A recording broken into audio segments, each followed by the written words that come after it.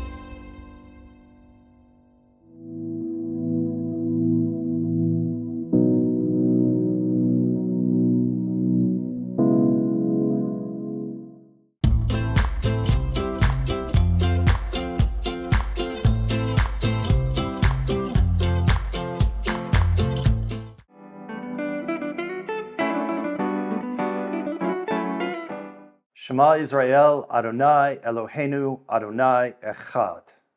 Hear, O Israel, the Lord our God. 이스라엘아 들으라. 주 우리 하나님 주는 하나이시라. 새로운 주에 오신 걸 환영합니다. 토라 속으로 더욱 깊이 들어가 보겠습니다. 이번 주 토라 포션은 톨도트입니다. 톨도트는 세대들을 의미합니다. 지난주에는 세대에서 세대로 이어지는 하나님에 대해 얘기했습니다. 그래서 우리는 대대로 모든 세대들을 살펴보기 원했습니다. 마침내 우리는 이삭이 리브가를 아내로 얻는 것을 보았습니다. 수많은 축하 소리와 낙타, 선물로 리브가를 맞이했습니다. 신부를 맞이하게 되어 진중에는 기쁨이 넘쳤습니다.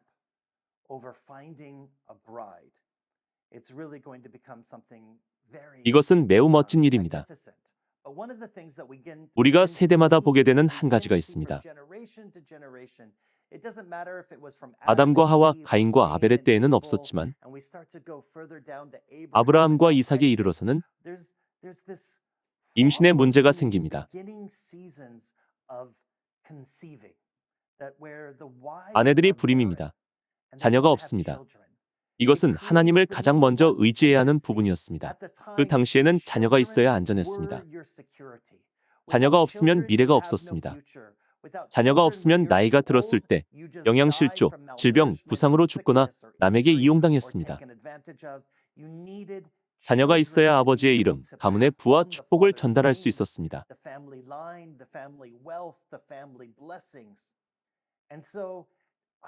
그래서 이삭도 아브라함처럼 아내를 두었고 이삭이 아내를 사랑했지만 그녀는 불임이었습니다. 창세기 25장 21절입니다.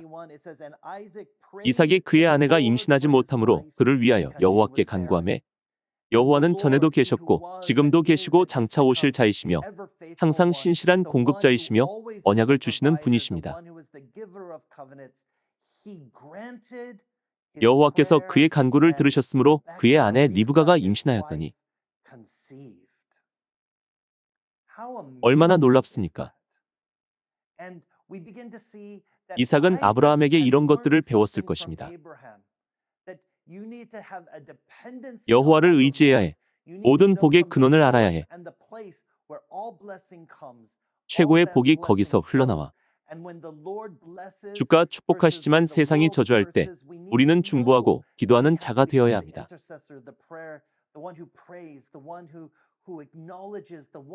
우리의 약함을 인정하고 깨달아야 합니다.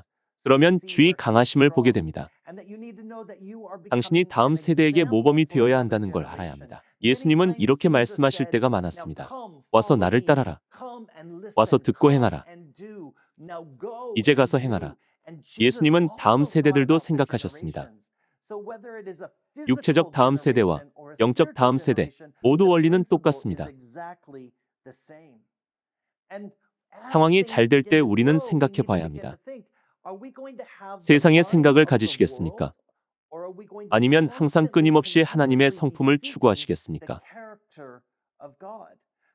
주께서 리브가를 축복하셔서 마침내 리브가가 쌍둥이를 임신합니다. 그래서 당장은 두 배의 축복에 즐거워합니다. 자녀가 없는 여자가 있었는데 이제는 그녀가 동시에 둘을 갖게 되었습니다. 하나님은 우리에게 그분의 방법과 질서가 있음을 가르치기 원하십니다. 흔히 첫째 아이는 권리, 축복, 책임이 있습니다. 그러나 하나님은 항상 통상적으로 역사하지 않으십니다. 그러므로 우리는 항상 주께 귀 기울여야 합니다. 우리는 주께 순종할 준비가 되어 있어야 합니다.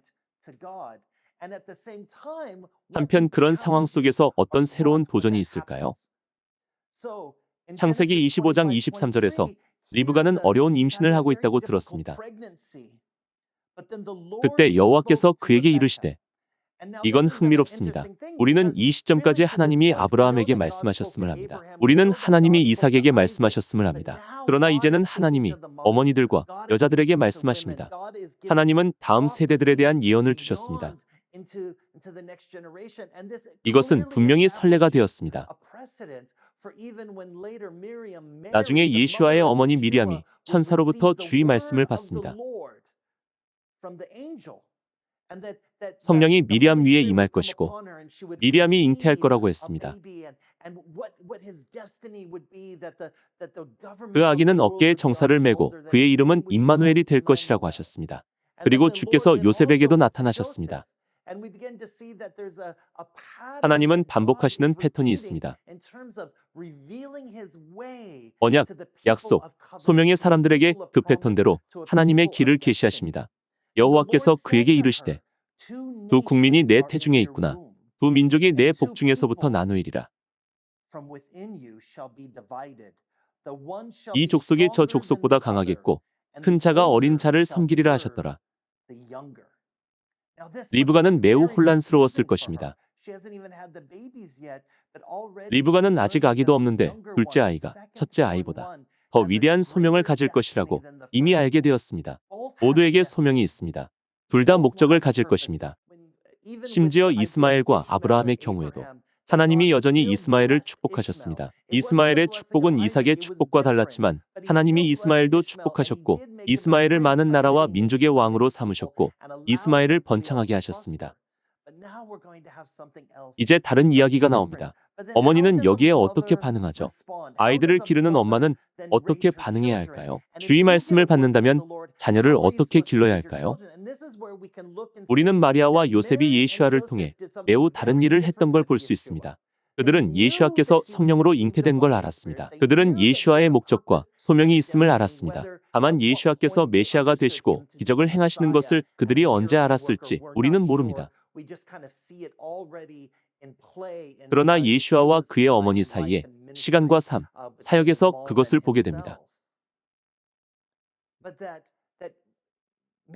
마리아는 다른 자녀가 있었고 예슈아도 형제자매가 있었습니다.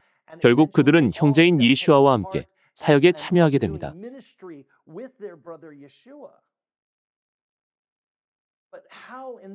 리브가의 경우에는 야곱과 에서를 어떻게 길렀을까요? 리브가는 야곱을 에서보다 총애하고 사랑했습니다. 여기서 우리가 깨달아야 할 위험한 점이 있습니다. 어떤 자녀의 소명이 특별하더라도 그 자녀나 가족만 귀하게 여기면 안 됩니다. 그렇게 하면 가족 안에 나쁜 결과가 생깁니다. 여호와께서 그에게 이르시되, 두 국민이 내 태중에 있구나. 두 민족이 내 복중에서부터 나누이리라. 이 족속이 저 족속보다 강하겠고 큰 자가 어린 자를 섬기리라 하셨더라. 이런 예언을 들을 때 중요한 점이 있습니다. 어머니가 한 아이를 다른 아이보다 편애하고 자녀의 가치를 다르게 여길 수 있습니다. 그러나 모든 자녀에게 목적과 부르심이 있고 모든 아이들에게는 하나님이 세상을 위해 창조하신 고유성이 있습니다. 그러므로 우리는 한 아이를 다른 아이보다 더 소중히 여길 수 없습니다. 한 아이를 다른 아이보다 더 사랑하면 안 됩니다. 자녀를 향한 사랑은 특별하게 구별되고 개별적이어야 합니다. 그렇게 하지 않으면 아이가 자라면서 콤플렉스를 갖거나 다른 형제자매나 가족에게 교만함을 가질 겁니다. 우리는 가정에서 그런 일이 일어나는 걸 보고 싶지 않습니다. 그건 하나님의 의도가 아닙니다. 가인과 아벨의 경우도 보면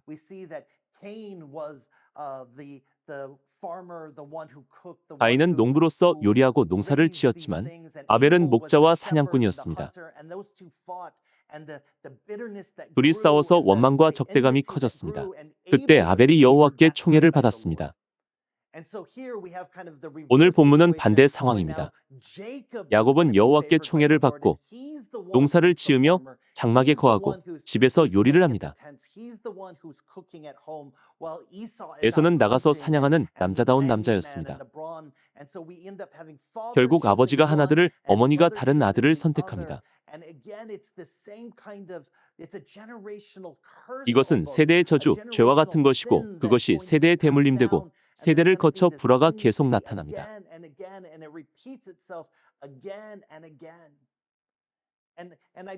예슈아를 통해 우리가 알 수 있는 것은 다른 사람들과 다르게 마리아와 요셉은 예슈아를 어떻게 키웠는가입니다. 예슈아는 가족의 일원이면서도 다른 책임들을 인정받으셨습니다. 그러나 마리아와 요셉은 예슈아보다 야고보를 더 사랑하지 않았습니다.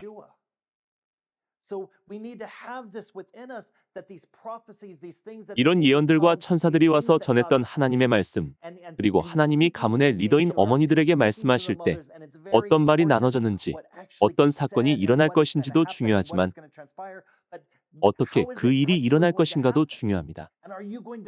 여러분은 억지로 그 사건이 일어나게 하시겠습니까? 아니면 주님의 때에 그분이 사건을 일으키시는 걸 받아들이겠습니까? 우리가 보게 되는 대표적인 것들 때문인데 아브라함이 이삭을 기다리지 않았든 이스마엘을 창조했든 그 결과들이 오늘날의 세상에 나타나고 있습니다. 또 리브가와 이삭이 두 아들을 어떻게 대했는지가 오늘날까지 이 세상에 영향을 미치고 있습니다.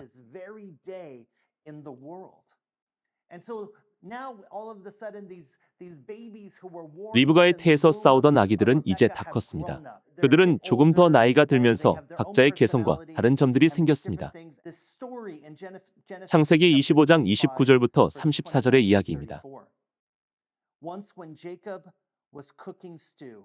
야곱이 죽을 쑤었더니 에서가 들에서 돌아와서 심히 피곤하여 야곱에게 이르되 내가 피곤하니 그 붉은 것을 내가 먹게 하라한지라. 그러므로 에서의 별명은 에돔이더라. 야곱이 이르되 형의 장자의 명분을 오늘 내게 팔라. 에서가 이르되 내가 죽게 되었으니 이 장자의 명분이 내게 무엇이 유익하리요. 야곱이 이르되 오늘 내게 맹세하라. 에서가 맹세하고 장자의 명분을 야곱에게 판지라. 야곱이 떡과 팥죽을 에서에게 주매 에서가 먹으며 마시고 일어나 갔으니 에서가 장자의 명분을 가볍게 여김이었더라. 질문하겠습니다. 여러분은 무엇을 포기하겠습니까? 여러분은 무엇을 포기하지 않겠습니까? 여러분이 소중히 여기는 것은 무엇입니까? 예슈아에게도 같은 시나리오의 사건이 일어났습니다. 여러 사람이 여러 이유로 예슈아께 왔습니다. 그들은 말했습니다. 나는 예슈아를 따르고 싶습니다. 나는 하나님 나라를 지금 원합니다. 당신은 무엇을 포기하겠습니까? 당신은 위대한 것을 얻기 위해 무엇을 잃고자 합니까? 속이는 자라는 야곱의 이름이 여기서 나옵니다. 그것은 예슈아를 닮은 모습이 아닙니다. 예슈아는 정반대이십니다. 그는 무엇을 얻기 위해 절대로 음모를 꾸미지 않으셨다는 것을 보게 됩니다. 예슈아는 무엇인가 주겠다고 협상할 필요가 없으셨습니다. 왜냐하면 예슈아는 거저 주셨기 때문입니다. 무엇인가 요구하실 때도 그냥 요구하셨습니다. 제자들과 따르는 자들에게 요구하실 때도 매우 분명히 각 사람에게 무엇을 요구하는지 말씀하셨습니다. 여러분은 배고프거나 필요한 게 있을 때 중요한 것을 가볍게 여기시겠습니까? 큰 필요도 아니고 조금 부족한 것 때문에 중요한 것을 버리시겠습니까? 우리가 중요한 것을 잃어버린 적이 얼마나 많습니까? 왜냐하면 일시적인 것 때문에 더 좋은 것을 포기했기 때문입니다.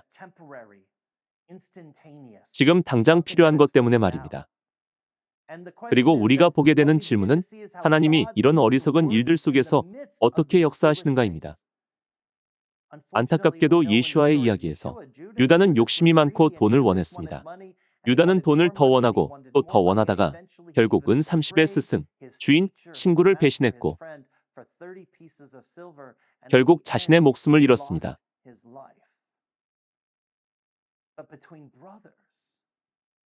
그래서 믿음의 형제들 사이에 적대감, 증오, 원망이 생겼습니다.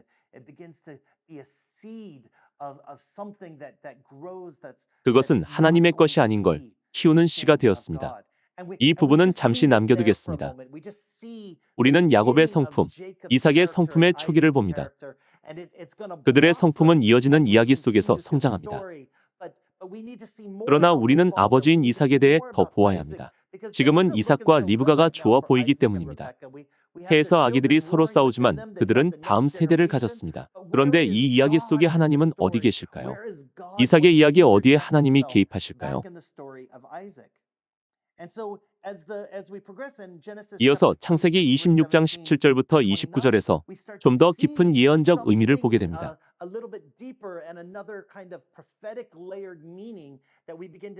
우리는 아브라함에게서 선지자와 중보자 그리고 하나님의 축복과 언약을 지키는 자의 모습을 보게 됩니다. 너를 축복하는 자를 내가 축복할 것이고 너를 저주하는 자를 내가 저주할 것이다. 내가 내 후대를 축복할 것이다. 내가 내 자손의 하나님이 될 것이다. 그것이 온전히 이루어지는지 우리가 보아야 합니다. 이삭도 시련을 겪어야 했습니다.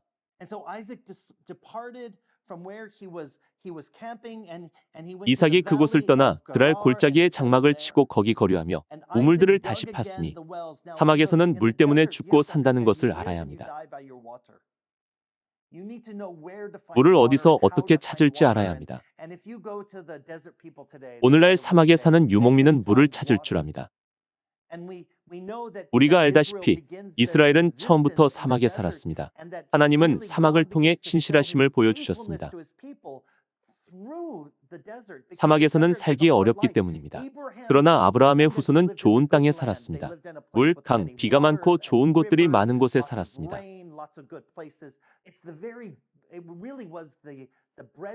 세계의 곡창지대라고 할 수 있는 곳에 살았죠. 그 메소포타미아 지역은 밀과 쌀이 모두 재배되는 곳이었습니다. 수목이 무성한 지역이어서 그 땅은 모든 것을 내주었습니다. 그러나 하나님은 그들에게 다른 일을 하도록 부르셨습니다. 예수아도 그러셨습니다. 우리에게 세상을 떠나 예수아를 따르라고 하십니다. 이런 식으로 이삭도 쉬운 길을 걷지 않았습니다. 아브라함의 조카 롯은 쉬운 길을 선택했습니다. 그러나 이삭은 쉬운 길을 선택하지 않아서 사막에 있었습니다. 만일 물을 찾지 못하면 여러분에게 물이 얼마나 있느냐에 따라 가축이 살거나 죽습니다. 종들도 살거나 죽습니다. 당신의 재산, 공급, 보안, 안전, 이 모든 것에 물이 필요합니다. 그래서 이삭은 돌아가서 많은 사람들처럼 그 아버지 아브라함 때에 팠던 우물들을 다시 팠으니 이는 아브라함이 죽은 후에 블레셋 사람이 그 우물들을 메웠습니다. 이삭이 그 우물들의 이름을 그의 아버지가 부르던 이름으로 불렀더라. 이것은 모든 세대가 알아야 할 매우 중요한 것입니다. 나의 세대가 받는 축복은 무엇인가? 내가 받은 유산은 무엇인가? 내가 실제로 가진 것은 무엇인가? 우리는 이것을 알아야 하며 매우 중요한 것입니다. 우리는 수많은 교회사와 가문의 역사가 있습니다. 우리는 하나님의 재산이 무엇인지, 하나님이 우리에게 무엇을 주셨는지 알고 싶어 합니다.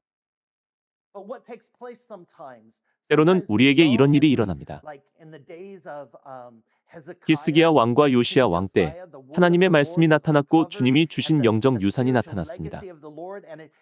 그들은 토라의 옛 우물을 파내어서 새 생명을 얻었습니다. 이삭은 매우 다른 것을 발견했습니다. 본문에서 그는 우물을 파기 시작했습니다.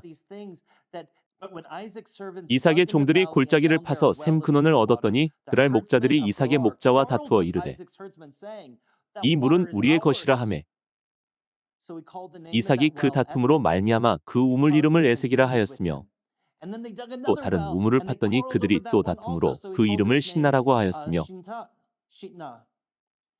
이삭이 거기서 옮겨 다른 우물을 팠더니 그들이 다투지 아니하였으므로 그 이름을 르호봇이라 하여 이르되 이제는 여호와께서 우리를 위하여 넓게 하셨으니 이 땅에서 우리가 번성하리로다 하였더라.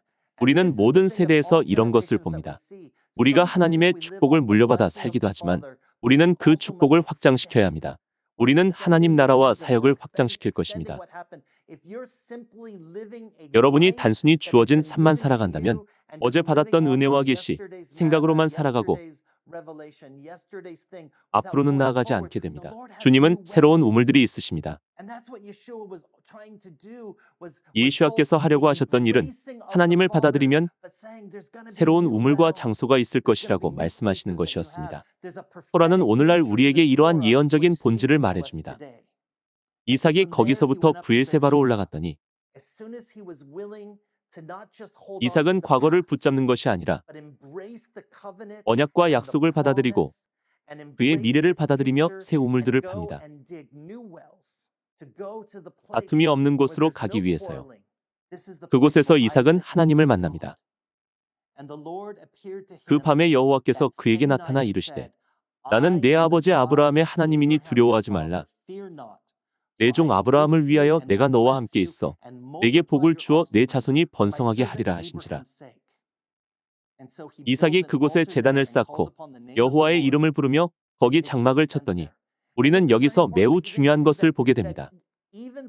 축복을 통해서도 언약을 통해서도 여호와께서는 확정하셨던 것을 정확히 재확인해 주십니다. 내가 이삭에게 축복을 약속했다. 우리는 이것을 선례로서 보게 됩니다. 하나님은 어디서 자신을 나타내시고 말씀하시며 하나님이 어떻게 말씀하시는지 보여줍니다. 예수와도 마찬가지로 정확하게 행하셨고 이 땅에 계실 때 이렇게 말씀하셨습니다. 내가 아버지께 가서 성령을 보내겠다. 그러면 성령께서 말씀하실 것이다. 그래서 샤브옷 오순절에 성령께서 임하셨습니다. 모든 사람이 자신들의 언어로 성령께서 말씀하시는 것을 들었습니다. 즉 하나님이 말씀하셔서 언약과 약속을 재차 확인해 주셨습니다. 우리의 심령은 오직 언약 안에서 살아납니다. 그때 성령께서 말씀하시기 때문입니다. 이삭의 마음은 언약이 약속되면서 살아났습니다. 여호와께서 말씀하셨기 때문입니다. 이삭의 종들이 거기서도 우물을 팠더라. 아비멜렉이 그 친구 아우삭과 군대 장관 비골과 더불어 그랄에서부터 이삭에게로 온지라. 이삭이 그들에게 이르되 너희가 나를 미워하여 나에게 너희를 떠나게 하였거늘 어찌하여 내게 왔느냐. 그들이 이르되 여호와께서 너와 함께 계심을 우리가 분명히 보았으므로 우리의 사이 곧 우리와 너 사이에 맹세하여 너와 계약을 맺으리라 말하였노라. 너는 우리를 해하지 말라. 이는 우리가 너를 범하지 아니하고 선한 일만 내게 행하여 내가 평안히 가게 하였음이니라. 이제 너는 여호와께 복을 받은 자니라. 그래서 다투던 사람들까지 이삭이 하나님께 축복받은 것을 봤습니다. 우리도 그렇게 빛이 되도록 부름받았습니다. 우리는 예수아가 확정해 주신 것들을 전하는 자들로 부름받았습니다.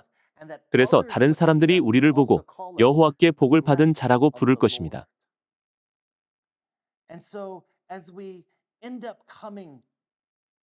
창세기 26장 30절에서 33절입니다. 이삭이 그들을 위하여 잔치를 베풀매 이삭은 화해하고 대접하는 마음이 항상 있었습니다. 주님은 원수들 가운데 평화를 이루시려고 상을 베푸십니다. 그들이 먹고 마시고 아침에 일찍이 일어나 서로 맹세한 후에 이삭이 그들을 보내매 그들이 평안히 갔더라. 그날에 이삭의 종들이 자기들이 판 우물에 대하여 이삭에게 와서 알리어 이르되 우리가 물을 얻었나이다 하매 그가 그 이름을 세바라 한지라. 그러므로 그 성읍 이름이 오늘까지 브엘세바더라. 그곳을 아직 가보지 않았다면 꼭 가보시기 바랍니다. 그 우물 중 하나가 오늘날까지 거기 있습니다. 본문의 사건이 일어났던 그 시대의 벽돌들을 지금도 볼 수 있습니다. 저는 거기 가서 들판의 목자들을 봤습니다. 수천 마리의 양떼가 들판에 있었습니다. 브엘세바 주위에는 들판이었습니다. 오늘날에도 이 땅에서는 본문과 같은 원리들이 작동하고 있습니다. 그리고 하나님은 여전히 우리 각 사람과 모두에게 말씀하십니다. 이삭은 아브라함처럼 신실하게 행동했지만 아버지와 똑같은 죄로 씨름하기도 했습니다. 이삭은 어느 아들이 축복받을 것인지 고민했습니다. 이삭은 예언을 알았습니다. 첫째 아들이 둘째 아들을 섬길 것이라는 예언이었죠. 그러나 이삭의 마음은 첫째 아들에게 갔고 반대로 리브가는 야곱이 축복을 받게 하려고 결정했습니다. 마침내 여기서 야곱의 이름이 나옵니다. 원래 야곱의 이름은 형의 발목을 잡은 자라는 뜻이었지만 사실은 야곱이 형을 다시 태로 끌어들이고 먼저 태어나려고 했다는 것입니다. 그러나 결국 야곱은 형의 발목을 붙잡고 태어나게 되었습니다. 야곱은 첫 번째로 팥죽을 팔아 장자의 권리를 샀고 그리고 이삭이 죽을 때가 가까워서 아들들을 축복하려 할 때 야곱은 또다시 가족을 속였습니다. 따라서 여러분이 알아야 할 것은 여러분의 행동으로 인해 이름이 만들어지기도 부서지기도 한다는 것입니다. 예슈아의 이름은 그분의 행동으로 만들어졌습니다. 왜 예슈아가 모든 이름 위에 뛰어난 이름을 받으셨을까요? 이후 야곱은 하나님을 통해 이름이 바뀝니다. 그러나 예슈아는 모든 이름 위에 뛰어난 이름을 받으셨습니다. 예슈아의 이름 말고는 아무도 구원받을 수 없습니다. 이 모든 것은 예슈아의 신실한 행동 때문입니다. 우리가 아는 이야기대로 야곱은 형 에서인 것처럼 꾸며서 축복을 받으려고 했습니다. 축복은 정말 중요하기 때문입니다. 오늘은 이 생각으로 마무리하고 싶습니다. 축복이 나갔을 때 이삭은 내가 그것을 되돌릴 수 없다라고 말합니다. 에서가 울면서 말합니다. 이건 공정하지 않아요. 동생이 아버지를 속이고 내 축복을 가져갔어요. 동생이 이미 장자권도 가져갔어요. 이 장자권은 야곱이 에서보다 이삭의 유산을 2배로 갖는다는 겁니다. 그래서 에서는 재산과 기회를 잃었습니다. 에서는 가문의 족장 자리를 잃었습니다. 에서는 그 모든 걸 팥죽 때문에 내줬습니다. 그러나 에서는 아버지의 축복을 받고 싶어 합니다. 축복은 한 번 나가면 다시 돌아올 수 없기 때문입니다. 이삭이 그의 아들 야곱에게 축복하고 말했습니다. 그가 가까이 가서 그에게 입 맞추니 아버지가 그의 옷에 향취를 맡고 그에게 축복하여 이르되 내 아들의 향취는 여호와께서 복 주신 밭의 향취로다.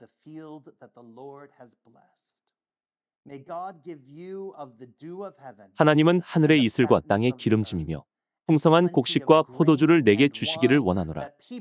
만민이 너를 섬기고 열국이 내게 굴복하리니 내가 형제들의 주가 되고 내 어머니의 아들들이 내게 굴복하며 너를 저주하는 자는 저주를 받고 너를 축복하는 자는 복을 받기를 원하노라. 이것은 매우 중요한 부분입니다. 하나님은 아브라함에게 이렇게 약속하셨기 때문입니다. 너를 축복하는 자를 내가 축복할 것이고 너를 저주하는 자를 내가 저주할 것이다. 이제 그 축복이 야곱에게 임하고 야곱은 이스라엘이 됩니다. 그는 이스라엘 나라를 갖습니다. 이것은 만복의 근원이신 예슈아를 모시기 위함입니다. 이제 예슈아를 통해 온 백성, 온 가문들, 온 나라, 이스라엘 전체가 주께 찾아와서 축복을 받을 수 있습니다. 하나님이 얼마나 신실하신지 알기 바랍니다. 에서가 죄를 지은 것으로 인해 하나님의 축복이 사라질지라도 다른 누군가에게 축복이 임합니다. 이런 것을 통해 우리 마음이 드러납니다. 에서는 부모를 공경하지 않았습니다. 그러나 야곱은 부모님께 순종하고 공경했습니다. 다윗 왕은 주의 집을 건축하고 싶었지만 선지자가 너는 할 수 없고 내 아들 솔로몬이 할 것이다라고 하자 다윗은 마음이 기뻤습니다. 아들이 그 축복을 받기 때문입니다. 다윗은 원망하지 않았습니다. 우리도 그런 마음을 굳건히 가져야 합니다. 예슈아가 만복의 근원이시기 때문입니다. 우리는 오직 예슈아를 통해 축복받을 수 있습니다. 복된 한 주를 보내시기 바랍니다. 그러나 여러분의 세대가 어떤 세대인지 알아야 합니다. 용서해야 할 것을 용서하고 내려놓을 것을 내려놓고 겸손하면서도 담대하게 행하시기 바랍니다. 하나님의 신실함과 축복 안에 동행하시기 바랍니다. 그러나 당신이 믿음의 첫 세대라면 다른 사람들을 위해 영적 유산을 남기시기 바랍니다. 예수와의 사랑과 이름으로 그렇게 하시기 바랍니다. 주님, 성령님을 통해 저희 마음을 당신의 지혜와 길로 늘 밝히소서. 주님의 토라를 늘 우리에게 계시하소서. 저희가 이해하도록 늘 열어주소서. 주님의 원칙들을 따라 살도록 저희에게 도전을 주소서. 주님, 저희를 보호하사 사람들이나 우리 조상의 덫과 죄에 빠지지 않게 하소서. 그들이 우리에게 죄짓도록 가르쳤습니다. 저희가 축복을 붙잡고 죄를 피하게 하시며 주님 안에서 저희 모두 새 사람이 되게 하소서. 예수와의 이름으로 기도합니다. 아멘.